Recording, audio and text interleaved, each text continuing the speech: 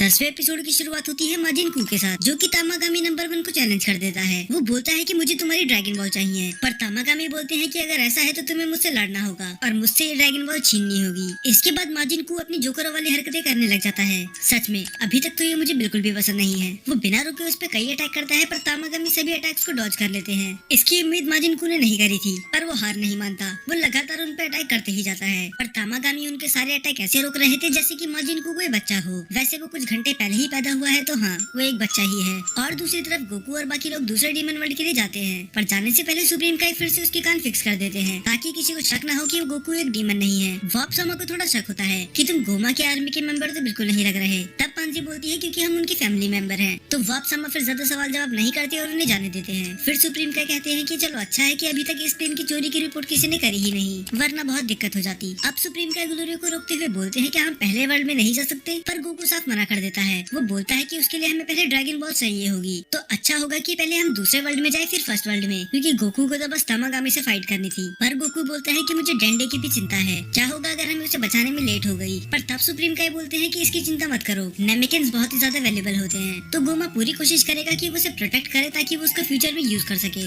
अब ये सुनने के बाद तो गोकू बहुत ज्यादा खुश हो चुका था, क्योंकि अब वो बिना टेंशन के सेकंड वर्ल्ड में तामागामी से लड़ सकता है। और दूसरी तरफ हमें दिखाया जाता है कि वेजिटा और बाकी लोग भी पीछे पीछे आ रहे होते हैं, और बुल्मा को तो जैसे कोई फर्क पड़ ही नहीं रहा। वो तो खुश थी कि वो बच्ची बन गई। वो बार बार मिरर में अपनी स्किन देख रही होती है कि वो अब कितनी स्मूथ हो चुकी है। फिर बाद में पिक्लो बोलता है कि हमें भी सेकंड वर्ल्ड में जाना चाहिए, क्योंकि अगर हमने गोमा से लड़कर उसे हरा भी दिया तब भी कोई फर्क नहीं पड़ेगा, क्योंकि डेंडे अभी बच्चा है और हम शेंड्रोन का यूज नहीं कर सकते। तो हमें इसी वर्ल्ड के ड्रैगन बॉल का यूज करके अपने आप को बड़ा करना होगा। बाद में वेजिटा बोलता है कि कैकरोट कितना भी बड़ा बेवकूफ क्यों ना हो, उसकी बात एकदम सही है, हमें इसी वर्ल्ड के ड्रैगन बॉल का यूज करना चाहिए। इसके बाद पता नहीं हाइबेस को क्या होता है और वो बुल्मा पे लाइन मारने लग जाता है। वो बोलता है कि तुम्हारी स्किन तो बहुत ही ज्यादा अच्छी है, और ये सुन के बुल्मा बहुत ही ज्यादा खुश हो जाती है। उसे अच्छा लग रहा था कि हाइबेस उसकी तारीफ कर रहा है। पर इसके बाद हाइबेस बोलता है कि मेरे हिसाब से तुम्हें मेरी गर्लफ्रेंड बन जाना चाहिए। अब ये सुन के वेजिटा कहाँ चुप रहने वाला था। वो उस पे चिल्लाते हुए बोलता है कि अपना मुंह बंद रखो, जिससे तुम बात कर रहे हो वो मेरी बीवी है। पर हाइबेस बोलता है कि मुझे उससे कोई दिक्कत नहीं है। फिर वेजिटा बोलता है कि पर मुझे है, और लगता है कि तुम बिना मार खाए नहीं मानने वाले। फिर हाइबेस बुल्मा से बोलता है कि तुमने इतने अजीब बालों वाले आदमी से शादी क्यों करी, और वेजिटा बोलता है कि जल्दी से ये सब काम खत्म करो, क्योंकि मुझे इसके साथ एक सेकंड भी नहीं रहना। पर तभी बुल्मा बोलती है क्या तुम ये विश मांग सकते हो कि मेरे अलावा सभी और बड़े हो जाएं, क्योंकि मुझे बच्चा ही रहना है। पर वेजिटा उस पे चिल्लाते हुए बोलता है कि नहीं, हम सभी वापस बड़े होंगे और तुम भी, और ये मेरा ऑर्डर है। तभी हाइबेस बोलता है कि लगता है कि वेजिटा को बड़ी लड़कियां पसंद है। पर वेजिटा हाइबेस पे चिल्लाते हुए बोलता है कि चुप करो, ऐसा कुछ नहीं है। पर वेजिटा का ऐसा रिएक्शन देखने के बाद पिक्लो अपने मन में बोलता है कि मेरे हिसाब से हाइबेस सही है। और एक और बात, हाइबेस ने बड़ी लड़की नहीं बोला था, तो हाइबेस का मतलब क्या था ये आप खुद ही समझ जाओ, वरना यूट्यूब मेरी वीडियो डिमोनेटाइज कर देगा। फिर वेजिटा फिर से चिल्लाते हुए बोलता है कि मुझे फर्क नहीं पड़ता, हम सभी बड़े होंगे और वापस हट जाएंगे, चाहे तुम्हें पसंद हो या ना हो। और दूसरी तरफ बेचारे माजिन कू की तो तामागामी ने हालत खराब कर दी थी। वो बेचारा हर अपने मूव ट्राई कर रहा था उसे रोकने के लिए, पर उसे कुछ हो ही नहीं रहा था। ऐसा लग रहा था कि किसी 5 साल के बच्चे को किसी फाइटर के सामने खड़ा कर दिया हो, पर वो भी हार मानने वाला नहीं था। तो वो अपनी पूरी ताकत लगा के तामागामी पे अटैक कर देता है, और ये देख के अरीन्स भी हंसती है। तो क्या उसने सच में तामागामी को हरा दिया? फिर सीन शिफ्ट होता है गोकू की तरफ, जो सेकंड डीमन वर्ल्ड में पहुंच चुके होते हैं, और ये सब गोमा देख रहा होता है। गोकू सुप्रीम काई से बोलता है कि तुम्हें यहाँ आके कैसा लग रहा है, क्योंकि ये तो तुम्हारा होम वर्ल्ड है ना। तब सुप्रीम काई कहते हैं कि इधर आके पुरानी यादें ताजा हो गई, पर बस मैं अब उम्मीद करता हूँ कि यहाँ पर क्रैकन ना रहते हूँ। तब ग्लोरियो बोलता है कि तुम्हारे लिए बुरी खबर है, क्योंकि वो अभी भी है, और बहुत ही ज्यादा मात्रा में। गोकू पूछता है कि आखिर ये क्रैकन है क्या? तब सुप्रीम काई उसे बताते हैं कि ये एक सी मॉन्स्टर है, और बाद में पांजी डरते हुए कंटिन्यू करती है कि उनका साइज एक आइलैंड से भी बड़ा होता है, और उनके नाखून बहुत ही ज्यादा शार्प होते हैं, और वो हर उस चीज को निगल जाते हैं जो भी उनके ऊपर उड़ती है। पांजी ये बोल ही रही थी, पर अचानक से उन पे कोई अटैक कर देता है। ये क्रैकन तो नहीं थे, पर ये थी गोमा की आर्मी। ग्लोरियो भी उन पे अटैक करने की कोशिश करता है, पर वो बहुत ज्यादा थे, तो वो बेचारा भी क्या करता। अब गोमा की आर्मी ने उनके शिप को डिस्ट्रॉय कर दिया था, तो मैदान में उतरने के अलावा गोकू के पास और कोई रास्ता था नहीं। तो वो ग्लोरियो से बोलता है गेट खोलने के लिए, और बाहर जाते ही वो एक एक करके सब शिप को गिरा देता है। और ये सीन सच में बहुत ज्यादा बढ़िया था। इसे देख के रेड रिबन आर्मी सागा की याद आ गई। और जब गोकू आखिरी शिप भी डिस्ट्रॉय कर देता है तो गोमा हैरान था। वो बोलता है कि ऐसे कैसा हो सकता है कि इसने सभी को अकेले हरा दिया। देगासो भी एडमिट करता है कि मुझे तो लगा था कि बच्चा बनने के बाद ही कमजोर हो चुका होगा, पर ये उससे कई गुना ज्यादा ताकतवर है जितना मैंने सोचा था। पांजी ये देखने के बाद बहुत ज्यादा खुश हो जाती है। वो बोलती है कि उसने सच में कर दिखाया, गोकू सच में अमेजिंग है। तो गोकू ने हरा तो चुका था, पर ये अच्छी खबर नहीं थी, क्योंकि उन लोगों ने उनकी शिप लगभग डिस्ट्रॉय कर कर ही दी थी और अब वो पानी से ज्यादा ऊपर नहीं है। तो वो गोमा की आर्मी से तो बच गए, पर क्रैकन से लड़ना अभी भी बाकी था। तो अचानक से ही वो क्रैकन उन पे अटैक कर देता है और सच में वो बहुत ही ज्यादा बड़ा था। वो बस अपने एक टेंटिकल से ही उनकी शिप पकड़ लेता है, तो ना चाहते ही वो भी उन्हें शिप से भागना पड़ता है। पर पता नहीं पांजी के दिमाग में क्या आता है, वो शिप में वापस चली जाती है। पर इससे पहले वो बाहर आती, वो क्रैकन उस शिप को जकड़ लेता है और वो वहीं पर फंस के रह जाती है। गोकू भी उसके पीछे पीछे जाता है, पर अब बहुत देर हो चुकी थी। क्रैकन उन दोनों को ही खा लेता है, पर फिर भी गोकू किसी तरह पांजी को वहाँ से निकाल ही लेता है। पर इनकी शिप वो क्रैकन खा चुका था। पर तभी सुप्रीम काय और ग्लोरियो को याद आता है कि ड्रैगन बॉल तो उसके अंदर ही रह गई, अब वो क्या करेंगे। पर पांजी बोलती है कि चिंता मत करो, मैं वही लेने गई थी और मैं वो वापस लेके भी आ गई। सच में पांजी के लिए रिस्पेक्ट तो हर एपिसोड के बाद बढ़ते ही जा रही है। अब उनके पास कोई शिप नहीं थी तो वो उड़ते हुए ही जा रहे होते हैं। पर तभी सुप्रीम काय बोलते हैं कि शायद हमें वेजिटा और बाकी लोगों का वेट करना चाहिए,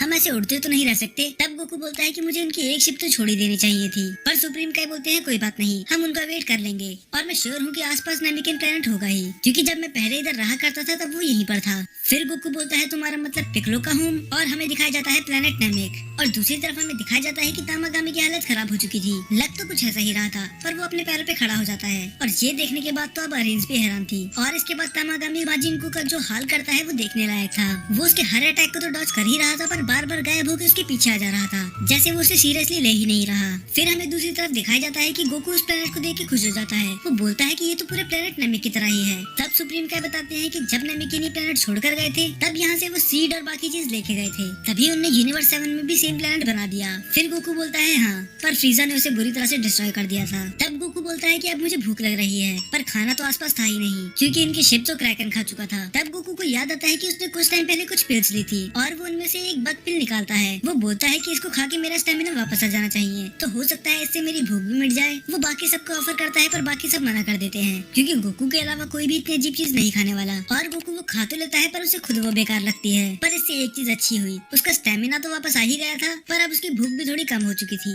अब वो प्लेनेट नेमिक की हालत देख रहे होते हैं। ये अब उतना सुंदर नहीं होता जितना ये हुआ करता था। पानी गंदा हो चुका था और पेड़ भी कम थे। फिर वो बोलते हैं कि ऐसा इसीलिए हुआ है क्योंकि सारे नेमिकिन ये प्लेनेट छोड़ के जा चुके हैं। पर तभी अचानक से गोकू कुछ नोटिस करता है और वो बोलता है कि वेजिटा और बाकी लोग यहाँ पर आ चुके हैं, तो मैं उन्हें गाइड करने जा रहा हूँ, वरना कहीं ऐसा ना हो कि वो क्रैकन का शिकार बन जाए। पांजी बोलती है कि आखिर इसे कैसे पता चला कि वो लोग इधर आने वाले हैं। फिर सुप्रीम काय बताते हैं कि वो लोगों की सेंस कर सकता है। और तब ग्लोरिया बोलता है कि गोकू सच में अलग है। दूसरी तरफ हमें दिखाया जाता है कि बुल्मा याले वर्ल्ड को देख के बहुत ज्यादा खुश होती है। वो बोलती है कि ये तीसरे वर्ल्ड की तरह बिल्कुल नहीं है। और वो पिक्लो को देख के बोलती है इसको देख के तो तुम्हारी यादें ताजा हो गई होंगी। तब पिक्लो बोलता है कि कौन सी यादें, मैं पृथ्वी पे ही पैदा हुआ था, वो मेरे डैड थे जो यहाँ पर पले बड़े थे। तब हाइबिस बोलता है कि हमारे सामने कुछ आ रहा है और वेजिटा बोलता है कि वो कैकरोट है, पर हाइबिस मना करता है कि मुझे तो वो गोकू की तरह लग रहा है। तब बुल्मा उसे बताती है कि गोकू और कैकरोट दोनों एक ही पर्सन है। और बाहर गोकू अजीब अजीब से साइन कर रहा था। वो उन्हें बताने की कोशिश कर रहा था कि नीचे बहुत बड़ा क्रैकन है, पर किसी को कुछ समझ में नहीं आता। और पिक्लो बोलता है कि उसे अंदर ही बुला लो।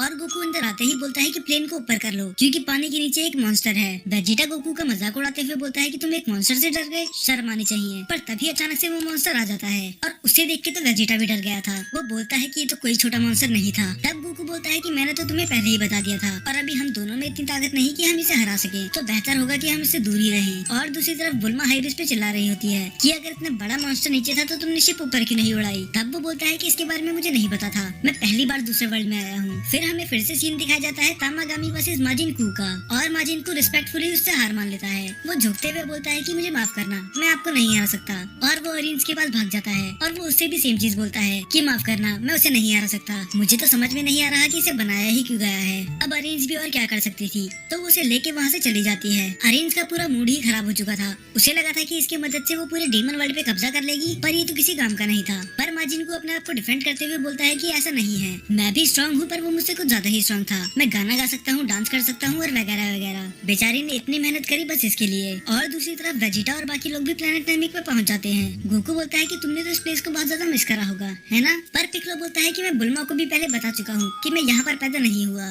पर फिर भी इस जगह में कुछ ऐसी बात है जो मुझे अपने जैसे महसूस करा रही है। इसके बाद पांजी बोलती है नाहरे तुम भी तो इसी वर्ल्ड से हो, तो तुम्हारा प्लेनेट भी आसपास ही होगा। ये सुन के बोलती है कि आखिर ये नाहरे है क्या। तब वो एक्सप्लेन करते हैं कि ये सुप्रीम काय का असली नाम है। बुल्मा को लगा नहीं था कि इनका कोई असली नाम भी होगा, तो वो उनके बारे में और पूछती है कि आखिर तुम अपना होम प्लेनेट छोड़कर गए क्यों और तुम हमारे यूनिवर्स के सुप्रीम काय क्यों बने। तो इसके बाद वो अपनी कहानी बताना शुरू कर देते हैं और इस कहानी को ध्यान से सुनना क्योंकि ये पूरी ड्रैगन बॉल का इतिहास बदल सकती है। वो बताते हैं कि पहले बस एक डीमन वर्ल्ड ही हुआ करता था, ना कोई यूनिवर्स ना कोई मल्टीवर्स। तब जो डीमन वर्ल्ड के सुप्रीम किंग थे वो चाहते थे कि और भी यूनिवर्स हो और मार्जिन अलग अलग जगह पर एक्सपेंड करें। तब वो ऑर्डर देते हैं सुपर मार्जिन राइमस को कि वो बहुत सारे यूनिवर्स बना दे ताकि डीमंस अलग अलग यूनिवर्स में जाके रह सके। वेजिटा बोलता है राइमस। फिर वो बताते हैं कि वो अभी भी पूरे यूनिवर्स की हाईएस्ट अथॉरिटी में से एक है। तो क्या इसका मतलब ये है कि ये सुप्रीम काय और ज़ेनोसामा से भी ऊपर है। फिर वो कहानी कंटिन्यू रखते हैं कि राइमस ने बहुत ज्यादा ही यूनिवर्स बना दिए थे ताकि डीमन एक वर्ल्ड से दूसरे वर्ल्ड में ट्रैवल कर सके और पहले वॉपसामा में कोई लिमिटेशन भी नहीं थी, जिसका भी मन चाहे वो एक यूनिवर्स से दूसरे यूनिवर्स में ट्रैवल कर सकता है। और राइमस सामा ने हर यूनिवर्स के लिए एक लैंड को चुन लिया और हर यूनिवर्स में उन्हें भेज के उन्हें वहाँ का सुप्रीम काय बना दिया। तो अभी सेंस बनाता है कि सभी यूनिवर्स के सुप्रीम काय एक जैसे क्यों दिखते हैं, क्योंकि ये सभी रिलेटेड हैं। तो क्या इसका मतलब ग्रैंड प्रीस्ट और ज़ेनोसामा ने इन्हें सेलेक्ट नहीं करा। फिर बुल्मा हैरान होते हुए बोलती है कि पूरा यूनिवर्स फिर मार्जिन से ही रिलेटेड है। तब सुप्रीम काय मना कर देते हैं कि ऐसा नहीं है, कई स्पीशीज यूनिवर्स बनने के बाद भी बनी है, जैसे सेयंस और ह्यूमंस। फिर वो फिर से बताते हैं कि पहले वापसामा में कोई लिमिटेशन नहीं थी, पर डाबूरा के फादर अबूरा ने इस पे लिमिटेशन लगा दी क्योंकि उन्हें डर था कि बाहर के लोग अब डीमन वर्ल्ड पे अटैक कर सकते हैं। पर वो बहुत ही ज्यादा क्रूअल था,